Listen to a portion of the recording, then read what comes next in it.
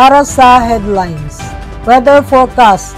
Asahan ang amihan hanggang katamtamang pagulan sa Mindanao ngayong Huwebes ayon sa Pag-asa. In local news, ang Fort ID at CDOMIS o LGO ay magbibigay ng tulong sa mga pamilyang apektado ng demolasyon sa loob ng Camp Evangelista Military Reservation. Ang lupang pag-aari ng gobyerno sa Cagayan de Oro City ay naging saksi sa demolasyon ng 10 bahay. Ang Dragon Boat Race ay inaasahang magpapahusay sa sports tourism sa CDO. Ang Dragon Boat Race ay inaasahang magpapahusay sa sports tourism sa Oro. Bangga ng motorsiklo at truck sa El Salvador City, 2 patay. For the national, iminumungkahi ng Department of Transportation na maaring ipagpaliban hanggang katapusan ng Mayo ang pagtaas ng pamasay sa MRT-3 ayon kay Andrea Taguines. Nananawagan si Marcos para sa pagkakaisa sa ilalim ng isang bansa at pagtataguyod para sa isang mas malakas na Mindanao. Para sa international, ang Administrasyong Biden ay nag-iisip ng mga hakbang sa ehekutibo upang pigilan ang illegal na paglipat sa katimugang hangganan. Entertainment. Sina Gary V at Coco Martin ay nagbigay ng taus-pusong pagpupugay para kay Deo Endrinal. Inihayag ng Disney ang isang sequel sa Moana at malampasan ang mga inaasahan. Sports. UAAP, nagpaalam si Lorin Toring kay Adamson kasunod ng injury sa ACL. Nakatagdang gawin ni Bianca Bustamante ang kanyang debut sa 2024 Formula Winter Series. International feature. Ang buwan ng Saturn na si Maymas ay potensyal na nagtataglay ng isang nakatagong karagatan na nag-alok ng buhay sa ibabaw ng Death Star nito. National feature. Nagbabalik sa Pilipinas si Miss Universe 2022 R. Bonnie Gabriel. Trivia. Sino ang kinikilala sa pagkatuklas ng kuryente?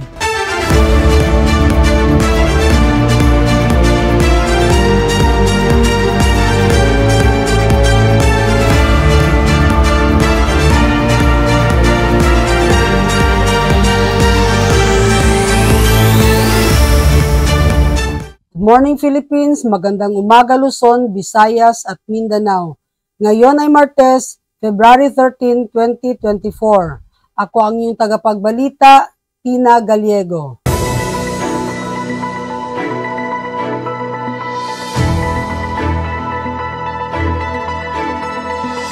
Weather forecast. Asahan ang amihan hanggang katamtamang pagulan sa Mindanao ngayong Huwebes ayon sa Pag-asa. Pinayuhan ang mga residente ng Mindanao na maghanda para sa potensyal na pagulan sa Huwebes dahil sa impluwensya ng easterlies ayon sa sinabi ng Pilipinas Atmospheric, Geophysical at Astronomical Services Administration o Pag-asa. Ang easterlies, mainit na hangin mula sa Pasipiko ay nagdadala ng mainit na panahon sa Luzon at Visayas. Ngunit nagre-resulta ng mga pagulan sa ilang bahagi ng Mindanao. Paliwanag ng Pag-asa specialist na si Abenison Estariha, bagamat hindi inaasang magiging kasing lakas ng mga nakarang araw ang inaasang pagulan sa Mindanao, hinihimok ang mga residente na maging handa sa posibilidad na mahina hanggang sa katamtamang pagulan at pagkidlat pagkulog sa hapon, na mapanatili ang panganib ng pagbaha at pagguho ng lupa. Ang Caraga at ang Davao Region ay inasang makakaranas ng mga maraming pag-ulan, habang ang Soxargin, Northern Mindanao, Bangsamoro Region sa Muslim Mindanao at Zamboanga Peninsula ay maaring makatagpo ng bahagyang maulap na kalangitan na may posibilidad ng pag-ulan. Ang mga rehiyon na ito ay makikitungo para rin sa mga resulta ng nawala sa through ng low pressure area mas maaga sa buwang ito. Ayon sa National Disaster Risk Reduction and Management Council, ang natitirang bahagi ng bansa kabilang ang Metro Manila ay inaasahang magkakaroon ng bahagyang maulap at papawirin na may pulo-pulong mga pag-ulan at pagkidlat, pagkulog dulot ng easterlies at localized thunderstorms. Gaya ng inuulat ng Pag-asa, alas 4 ng umaga, Luzon na walang gale warning sa alinmang coastal areas sa bansa. Walang patuloy na monitoring sa isang low pressure area na bumubuo o pumapasok sa Philippine Area of Responsibility noong Huwebes, dagdag ng Pag-asa.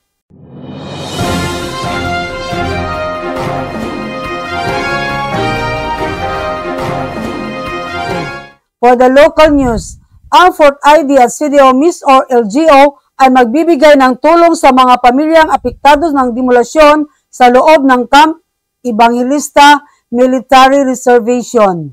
Sa pinag-isang pagsisikap na tulong ang ilang pamilya na harap sa displacement dahil sa paparating na demolasyon sa loob ng 4th Infantry Diamond Division Military Reservation Area sa Barangay Patag, Carmen, Cagayan de Oro, ang Fort ID, ang mga government units ng Cagayan de Oro at Misamis Oriental ay nagtutulungan upang matugunan ang mga mahalagang pangangailangan ng mga apektadong residente. Si Major General Jose Maria R. Cuerpo II, ang Fort ID Commander ay nagsasagawa ng coordination meeting noong February 5 kasama ang CDO 1st District. Sinabi ni Representative Attorney Lordan Swan, CDO Mayor Orlando Uy at Misamis Oriental Governor Peter Onabia, ang sama-samang pagsisikap ay naglalayong tiyakin ang isang sensitibo at maayos na proseso ng demolasyon na isinalang-alang ang kapakanan ng humigit kumulang 427 na pamilya o 1,974 na individual. Ang lupain na idiniklara bilang isang military reservation area batay sa Presidential Proclamation No. 265 S. 1938 ay gagamitin para sa pagpabuti ng serbisyo sa mga tao at komunidad ng Northern Mindanao at Caraga Region ayon kay Major General Cuerpo II. Ang lupang pag-ari ng gobyerno sa Cagayan de Oro City ay naging saksi sa demolasyon ng 10 bahay. May kabuoang 10 bahay ang itinatayo umano na lupang pag-aari ng lokal na pamahalaan sa Barangay Kanituan, Cagayan de Oro City. Ang giniba ng Task Group Demolition gamit ang mabibigat na kagamitan mula sa City Engineer's Office. Binanggit ng team na ang mga estrukturang ito ay labag sa batas na itinayo sa pag-aari ng gobyerno na nilayon para sa mga proyekto ng lungsod. Habang inilikas ang ilang residente ang kanilang mga gamit, ang iba naman ay umapila na ipagpaliban ang demolasyon sa 1 linggo. Sinabi ni Task Group Demolition Team Chairman Antonio Resma na naglabas na ng mga abiso, ngunit sinabi ng ilang apektadong residente na minana nila ang kanilang bahagi ng ari-arian. Bumangon ang mga reklamo tungkol sa kawalan ng paunang abiso. Ngunit iginiit ng mga koponan na ang mga paunawa ay ibinibigay ng mas maaga na suportado ng konseho ng barangay. Ang Dragon Boat Race ay inaasahang magpapahusay sa sports tourism sa CDO. Biglang bahagi ng 10 araw na lineup ng mga aktibidad ng City Hall para sa ipagdiwang ang Chinese New Year.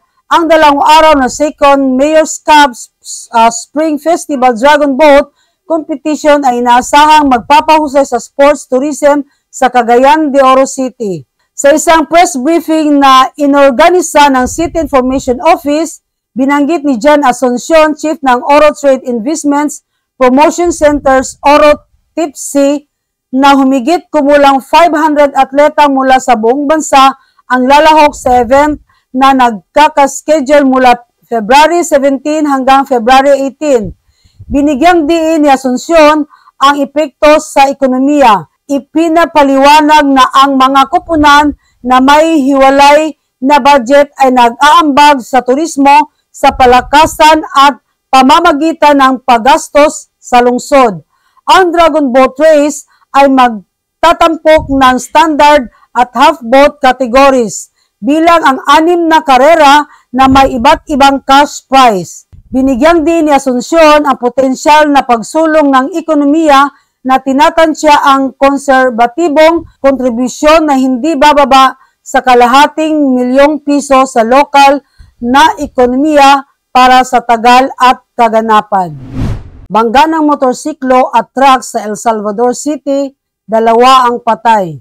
Patay ang 2 Rusi motorcycle rider matapos sumalpok sa Shockman truck sa Zone 2, Mulugan, El Salvador City. Kinikilala ang mga biktima na sina Jomar Neri Ragmac, 25 anyos, at isang security guard, at ang back rider na si Lawrence Boris, 20 anyos, na nakatira rin sa Zone 4, Lugilo, Alubihid, Misamis Oriental. Samantala, kinikilala ang driver ng truck na si Leonardo Aboy Solde, 46 anyos, minor de edad at residente ng Initaw, Misamis Oriental. Batay sa inisyal na investigasyon na galing sa disko ang mga biktima at sinasabing nasa impluwensya ng nakakalasing na alak. Pagdating sa pinangyayarihan ng insidente ay pasigsag-sigsag ang sinasakyan ng motorsiklo dahilan para pumunta ito sa direksyon ng truck na nagresultan sa banggaan. Sinabi ni El Salvador City Police Station Traffic Investigator Police Corporal Arnaldo Galagnara Jr., naganap ang insidente dakong alas 10:30 ng gabi, lokal na oras, na ang driver ng truck ay nasa kustodya ng El Salvador City Police Station.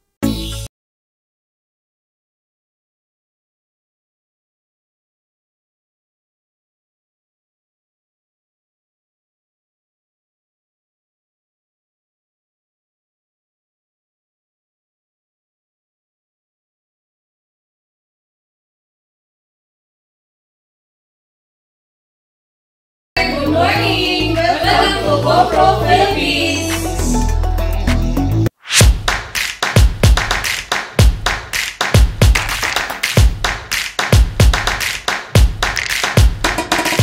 Kung among baligyan namo is more on smartphones or laptop, apoy pod mga gaming laptop or mga monitor, printer, or speaker or mga etc. mga tablets dayon. Ang brand ng mga baligya is kasagaragid mga siya, mga kani iPhone o kani iPhone or og mga Android dayon si Xiaomi, Poco, iPhone na kani siya si iPhone 11 mura gid ang the cheapest na kani siya, may halino nila sa mga pangmasa gid sa mga na to, mga kababayan na to is iPhone 11. Yung price is 28,400 ni siya. So barato rin siya lower than SRP, 128 GB yung storage ko dani. 4 GB RAM ni siya. So sa mga 4 GB ni halos sa mga iPhone kusog-kusog na pud ni siya. Kani sa halin halinon good siya, dili siya ingon nga only one brand lang ang pinahalinon siguro kaning good kani si Infinix, Tecno, kani silang duha may mga top mo ni mga top na to kaning duha si Infinix o si Tecno. Then for sa dayon for more on camera si Realme, si Xiaomi. Then sa pinaka-top na to sa sa for overall gaming kani si Poco. Munang sa mga overall gaming gid sila. Atong available na to is naatay HP, Asus o Lenovo mo mga tulungan niabot sa mga brand namo sa laptop. Dili tanan nga medyo siya. Ang gid kasagara sa mga gid ang nila is Acer or Lenovo. So si Lenovo is more gid siya ang gid kanang high spec gid siya nga lower price gid siya. Pero ang kasagara gid sa mga more on quality pod sa magipangita pod sa mga pang college or is Acer. Si Acer gid ang well known gid na siya nga brand gid si Acer. Affordable po sir. Affordable pod si Acer pod.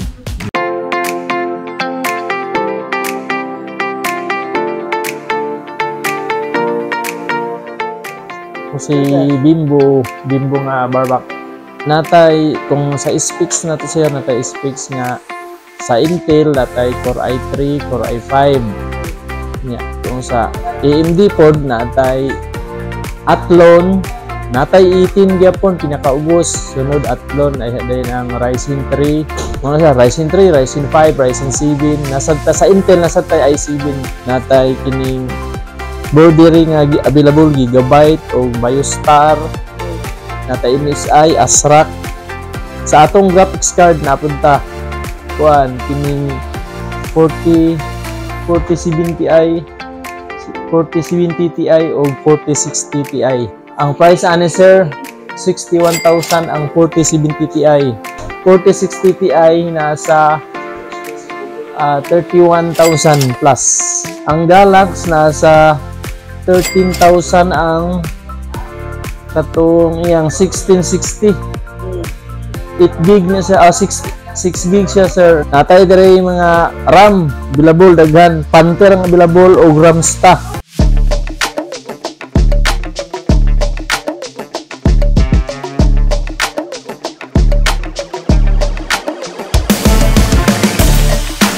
Kung mag-apply si client of home credit, need na mo is one valid ID lang sir. Example, kung new client siya is one valid ID tapos 30% down payment. Kung reloaner ka sir, pwede na po na mo i-check imong account kasi na siya low down payment kasi pwede na siya 200 any yung item yung account sir. Like, siya na ang bahala kung sa ikaw yung item basta low down payment lang din siya. New client is 30% down payment sir. Pero nami bago nga karon system generated nami sir ha. Sir, ang bago nga system if ever kung new client si customer need niya og source of income, mag-base yung credit sa yung source of income mo yung application nga ginhatag sa amo. Kaya mag-approve na sir, main Manila ang mag-approve na sir. Then sa kung depende ni client ang pagpilahon niya ka months bayaran sir. Napod kay terms nga 6 months, 9 months, 12 months, 15 months at 18 months. If ever makabayad si customer sa iyang first payment, butang na to 6 months yung term nga ginahatag, pwede ra niya i-advance og bayad, pwede siya manawag sa customer service para 4 months or 3 months na po siya low down payment sir. Automatic kasi siya sir kaning good payer. Tawagan niya first is tawagan niya si customer service sir nga inform siya nga iyang i-prepaid og bayad. Kung reloaner na mo sir is i-check ang account ni sir or ni ma'am, automatic na siya low down payment. Ang iyang i-down service and bundle yung paon. Pwede ra pud ta furniture, appliance, cellphone, gadgets, laptops, cosmetics, school supply, cellphones, mga sir, headset, pwede po ta bundle, mga laptop, mga speaker, printer, monitor, keyboard. Kung wala kay cash sir, pwede na po ka utang. Need lang na mo ID lang yun og 30% down payment mga sir. Pakitaan lang si Home Credit.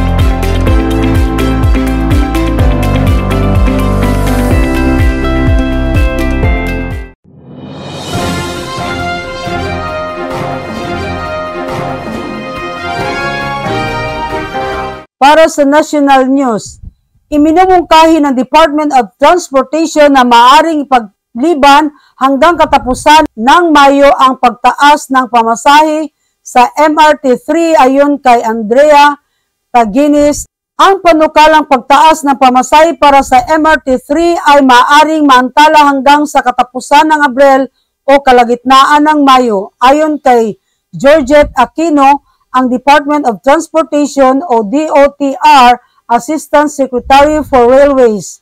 Sa simula ay inasahan ang pag-aproba noong Marso 2023. Sinabi ni Aquino sa isang panayam sa media na sa kasalukuyang sinusuri ng DOTR sa kahilingan, ang isang pampublikong pandinig ay naka-schedule.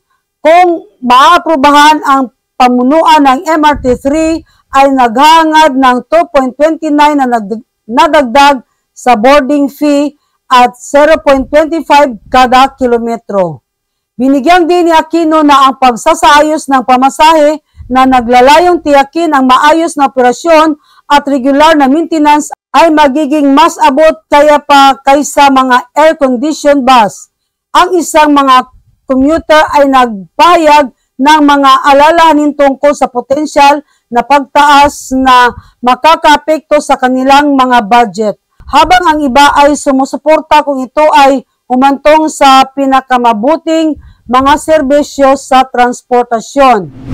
Nananawagan si Marcos para sa pagkakaisa sa ilalim ng isang bansa at pagtataguyod para sa isang mas malakas na Mindanao. Naglabas si Pangulong Ferdinand Marcos Jr. ng panawagan para sa pagkakaisa sa ilalim ng isang bansa bilang tugon sa panukala ni Rodrigo Duterte kamakailan para sa isang hiwalay na Republika ng Mindanao.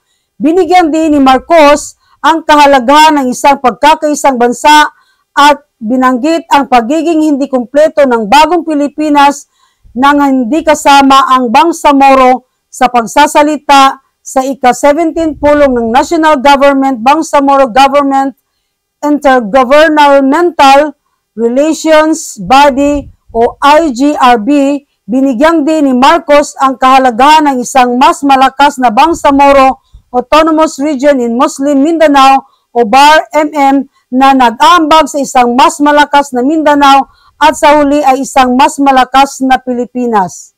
Hinimok niya ang tagumpay ng unang halalan ng BAR-MM noong Mayo 2025 na binibigyang diin ang karapatan ng mamamayan na pumili ng kanilang mga pinuno at ang mga pangangailangan kontrahin ang mga demokratikong puwersa.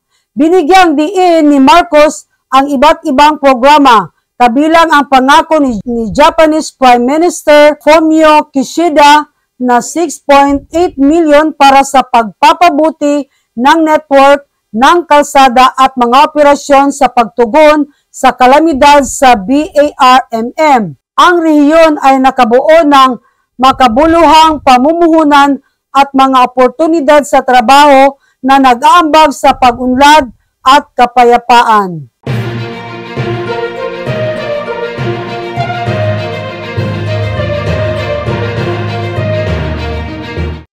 Para sa international news, ang Administrasyong Biden ay nag-isip ng mga hakbang sa ehekutibo upang pigilan ang illegal na paglipat sa katimugang hangganan. Sinasaliksik ng Administrasyong Biden ang mga hakbang sa ehekutibo upang hadlangan ang illegal na paglipat sa katimugang hangganan dahil sa hindi malamang na pag-unlad ng batas sa seguridad sa hangganan sa Kongreso. Ang mga potensyal na aksyon ay naglalayong proactive na tugunan ang mga hamon sa hangganan bago ang isang potensyal na pagtaas ng mga numero. Binigyan diin ng mga opisyal na habang ang mga hakbang na ito ay maaring harapin ang pagtutol mula sa ilang mga progresibong miyembro ng Kongreso. Maaari sila makakuha ng suporta mula sa mga demokratikong mayor na humingi ng tulong na federal. Ang mga detalye ng mga hakbang ay binabalangkas pa rin at hindi inaasahang may papatupad sa lalong madaling panahon. Sa kabila ng kamakailang paghaharang ng Republika ng isang bipartisan border bill, binigyang diin ng White House ang pangangailangan para sa komprehensibong mga reforma sa patakaran at karagdagang pagpupundo para sa seguridad sa hangganan. Plano ni Pangulong Biden na gamitin ang Republican rejection para i-highlight ang political posturing ng tunay na paglutas ng problema.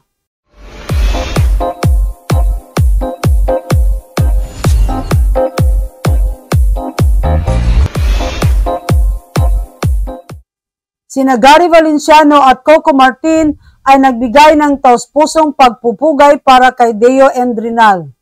Katulad ng kanyang matagumpay na mga palabas sa ABS-CBN na sumasaklaw sa 3 dekada, ang huling gabi ng paggising ni Deo Endrinal sa Heritage Park Chapel sa Taguig City ay isang blockbuster gathering.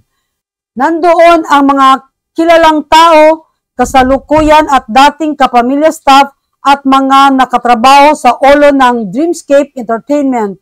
Binuksan ni Gary Valenciano ang pagpupugay sa pamamagitan ng isang kanta at ibinahagi ang kahalagahan nito sa labanan sa kalusugan ni Endrinal. Nagbahagi rin ng mga anekdota at alaala sina Kate Valenzuela, Rondel Lindayag, Lorente Diogue at Coco Martin, natapos ang gabi sa isang upbeat note na sumasalamin sa kagustuhan ni Endrinal para sa isang buhay na kapaligiran. Dumalo ang mga executive celebrity at kaibigan ng ABS-CBN at mga abo ni Endrinal ay ililibing sa kapamilya ng ABS-CBN. Inihayag ng Disney ang isang sequel na Moana at malampasan ang mga inasahan. Lumampas ang Disney sa mga inasahan sa kita ng huling quarter ng nakaraang taon dahil sa umaayon ito sa paglipat mula sa telebisyon patungo sa streaming. Ang Disney ay nagulat ng isang netong kita na 2.15 billion sa kita na 23.5 billion na nagpapakita ng isang malakas at paganap at hudyat ng isang bagong panahon. Ayon sa pinuno ng Disney na si Robert Iger, ang kumpanya ay aktibong tumuon sa paggawa ng streaming ng isang kumikitang negosyo sa paglago, pagpapasigla sa mga studio ng pelikula at pagpapabilis ng paglago sa mga parke at mga karanasan. Bilang karagdagan, inihayag ng Disney ang pagkuha nito sa isang maliit na equity stake sa Fortnite Market Epic Games at planong maglabas ng isang sequel sa tagumpay na animated na pelikula na Moana. Eksklusibong itatampok ng Disney Plus streaming service ang kamakailang concert film ni Taylor Swift na binigyang diin ang pangako nito sa pagbuo ng isang matatag na platform ng streaming. Gumawa din ang Disney ng bagong streaming platform para sa live na inilalamang palakasan na tumugon sa cord cutter na mas gusto ang mga serbisyo ng streaming kaysa traditional na mga cable TV package.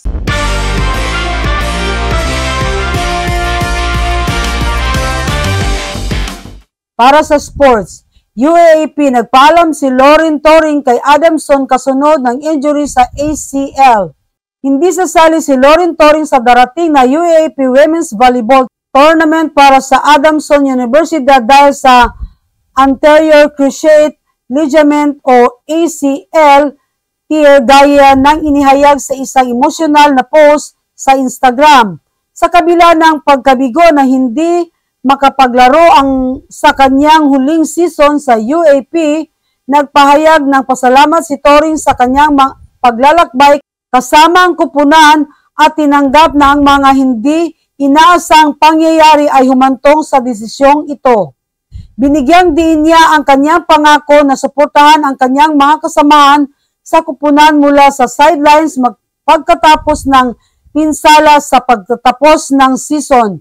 Nakuha ng Adamson ang tagumpay sa Karin Invitational Cup kahit walang kontribusyon ni Toring.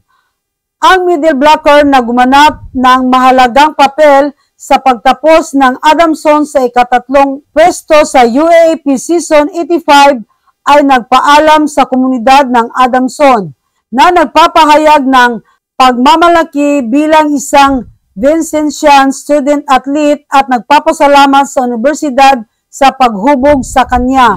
Nakatakdang gawin ni Bianca Bustamante ang kanyang debut sa 2024 Formula Winter Series. Ang Filipino racer na si Bianca Bustamante ay nakahanda sa kanyang debut sa 2024 Formula Winter Series sa Spain na naghanda para sa F1 Academy 2024 season.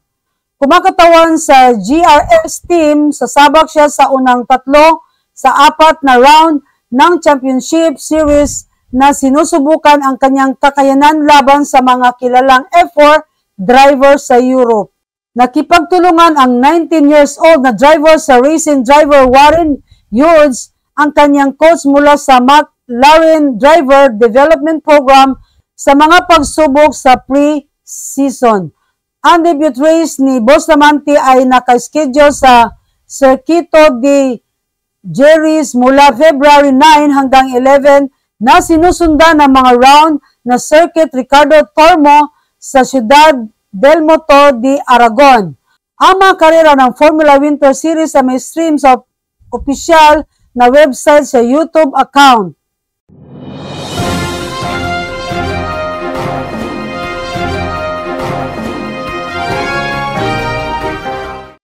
Para sa international feature, ang buwan ng Saturn na si Mimas ay potensyal na nagtataglay ng isang nakatagong karagatan na nag-aalok ng buhay sa ibabaw ng Death Star nito. Nakagawa ang mga siyentipiko ng nakakagulat na pagtuklas tungkol sa buwan ng Saturn na si Mimas na kilala sa pagkahawig nito sa Death Star mula sa Star Wars. Sa kabila ng tila inert at cratered na ibabaw na ito, nakakahanap ang mga mananalaksi ng ebidensya na ang Mimas ay may isang malawak na nakatagong karagatan sa ilalim ng nagyayelong shell nito. Ang pagpapahayag nito ay naglalagay kay Mimas sa kategorya ng mga nagyayelong buwan na may panloob na karagatan na sumali sa Enceladus at Titan ng Saturn at Europa at Ganymede ng Jupiter. Ang karagatan ng buwan ay malamang na nabuo kamakailan na ginagawa ni Medas ay isang kandidato para sa pagiging habitability na may tamang mga kondisyon para sa primitive na buhay. Ang inaharap ng mga misyon sa kalawakan ay higit pang tuklasin ang potensyal ng Mimas.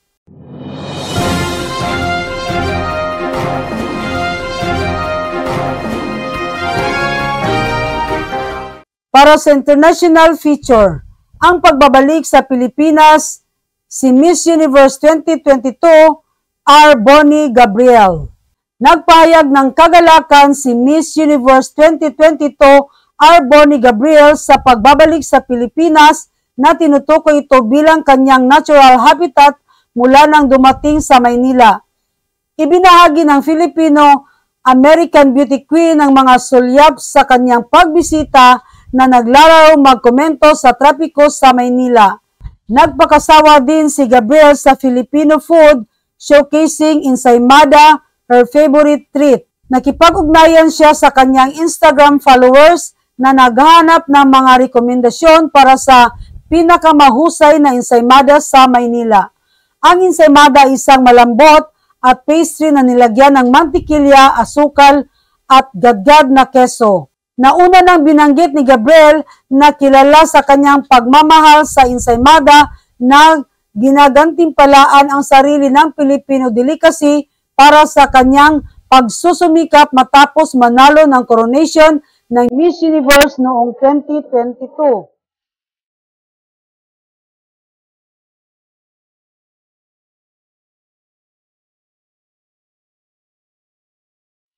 Para sa trivia, sino ang kinikilala sa pagtuklas ng kuryente? Ang kuryente bilang isang likas na puwersa ay hindi nangangailangan ng pag-imbento, gayunpaman ang pagtuklas at pag-unawa nito ay napakahalaga. Si Benjamin Franklin na kinikilala sa kanyang malalim na mga pangagham na pananaw ay gumanap ng isang mahalagang papel sa paglutas ng mga misteryosong kuryente. Noong kalagitnaan ng 1700s, iminumungkahi ni Franklin ang revolusyonaryong idea na ang kuryente ay binubuo ng mga positibo at negatibong elemento. At ito ay dumaloy sa pagitan nila. Ipinagpalagay niya ang mga kidlat ay isang manifestasyon ng dumadaloy na kuryente. Ipinagpalagay niya na ang kidlat ay isang manifestasyon ng dumadaloy na kuryenteng ito. Isinagawa ni Franklin ang sikat ng eksperimento sa saranggola noong 1752 sa panahon ng isang bagyo gamit ang isang metal na susi upang ipakita na ang kidlat ay talagang isang anyo ng kuryente. Sa kabila ng mga panganib, sinuportahan ng eksperimento ang kanyang teorya, habang ang kontribusyon ni Franklin ay makabuluhang nagsusulong sa pag-unawa sa elektrisidad. Ang mga naunang siyentipiko tulad ni William Gilbert, Sir Thomas Brown ay naglatag ng batayan. At iyon ang nakuha naming impormasyon mula sa ibang bansa. Patuloy na makinig at manood. Please subscribe, follow, like, and share Pinoy Rab sa YouTube channel. At maraming salamat sa panunood ng Pinoy Rab News Channel Cagayan de Oro. Hinihiling ko sa inyo na suportahan at mag-subscribe at i-on ang notification para sa higit pang mga update at impormasyon. Muli, maraming salamat at magandang araw.